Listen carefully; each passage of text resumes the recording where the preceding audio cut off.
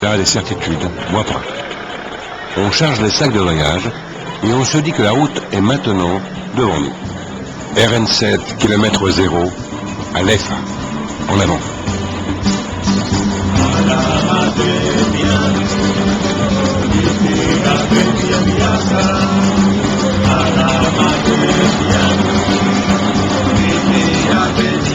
Adja a tout compris. Il a la bonne solo pour la route d'Antsirabe. On vient de sortir des derniers faubourgs de Tana, à 1300 mètres d'altitude, avec une vague impression de prendre la route des vacances, celle du sud. C'est la meilleure route sur 1000 km. C'est un peu notre fierté, me dit-il. Puis il commence à évoquer cette route, traversant les paysages les plus beaux et les plus variés de la grande ville. Rizières en terrasse, canyons, forêts humides, alpages, savanes. Sur cette RN7, il a été conducteur de poids lourd dans une vie antérieure.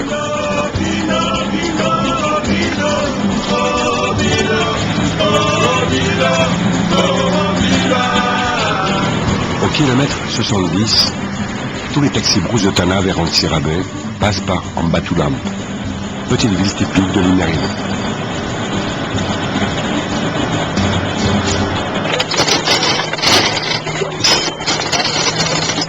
Dans la ville, un authentique baby-food des années 60. Détrompe-toi, me dit un joueur. C'est ici qu'on les fabrique. On peut même te faire le numéro 10 de Zidane. Tête de plomb ou coup de boule. Il faut choisir.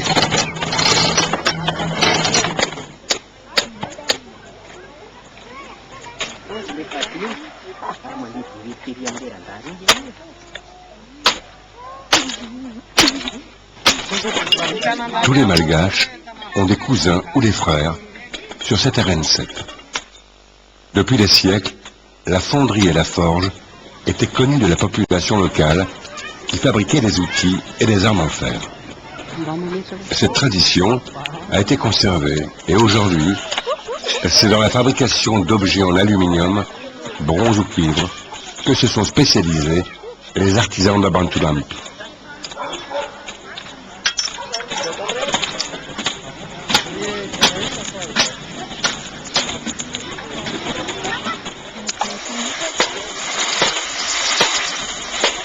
Adja m'invite dans l'atelier de son cousin, Rameau, le roi de la cocotte.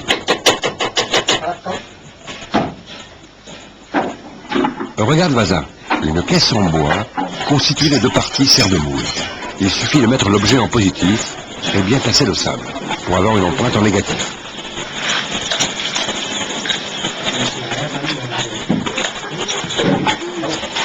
Puis on verse le métal jusqu'au remplissage à ras-bord. On laisse refroidir. Et voilà, je peux en faire une vingtaine par jour. Pas de chômage, pas de grève ici. Rameau, le roi de la cocotte Nini. Oh pardon, de la cocotte Ali.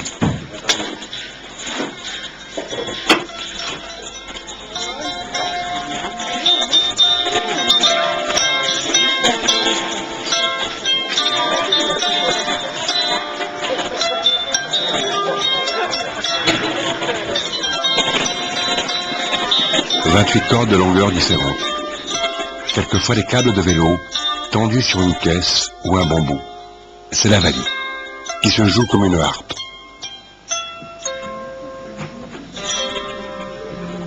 La valie, c'est d'origine indonésienne et arrive à Madagascar vers le XVIe siècle. Et là que la valie est née avec les Indonésiens. Madagascar a toute une diversité.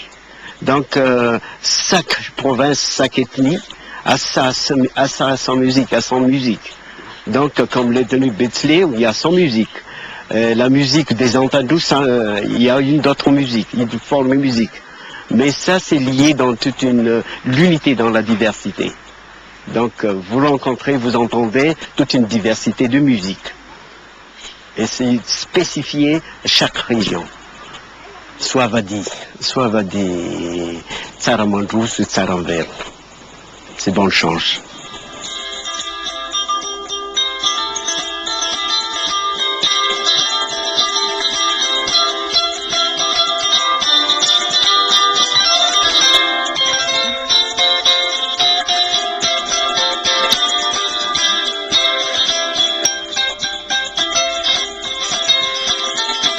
Avant de partir, Ratovo me dit que le National 7, c'est l'âme, le cœur de Madagascar, la grande île.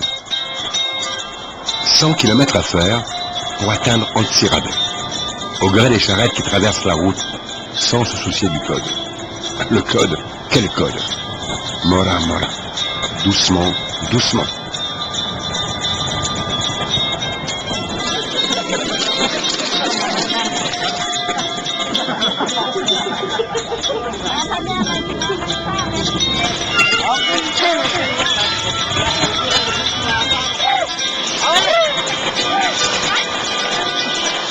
Il paraît que les carottes, ça rend aimable, les yeux brillants et les fesses couleur miel.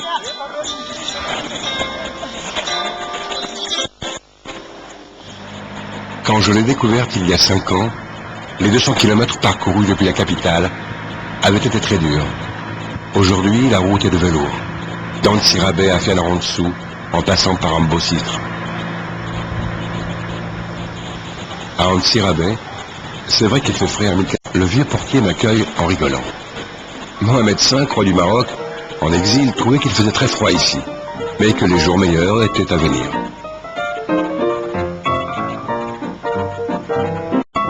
On regarde des vieux albums qui ont vu défiler toute une belle époque. Mais belle pour qui? La liberté a un prix.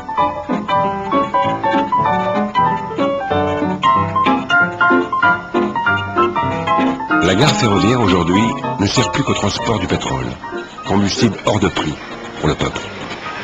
Les solutions sont ailleurs dans la rue. Les malgaches ont plus d'un tour dans leur sac. Un gentil petit vieux aux yeux bridés s'approche de moi pour me rappeler que c'est ici que se révèle la véritable composition ethnique de la grande île. Les Mernes présentent les traits les plus asiatiques. Leur organisation est réglée par un système de castes, défini par la couleur de la peau. Les Mernes sont restés riziculteurs, tout comme les Bitsileo, ceux qu'on dit invincibles. Les autres, on les pousse-pousse. Ah, les pousse-pousse. Combien sont-ils? 3000? 10 000? Nul ne le sait. J'imagine mal cette ville sans eux. Les remplacer par quoi? Par qui? Par des taxis au prix où est l'essence? À Antsirabe, dans le quartier du Bazaribé, sont fabriqués les petits modèles, version chaise à porteur, tandis qu'à Tuléar, au bout de votre RN7, ce sont les grands modèles à l'indienne, me dit Monsieur Raffi, roi du pouce-pouce. Chez lui, naissent et meurent ces véhicules amenés par les Chinois, que les Français firent venir pour la construction de la route ou de la voie ferrée, pendant que d'autres ont décidé de faire la sieste. Charité connaît toutes les bonnes adresses, celles de Joseph, tailleur et lapidaire depuis des générations, comme celle de l'atelier des 6 frères. Le compteur étant resté bloqué à 0, je peux m'attendre à toutes les surprises.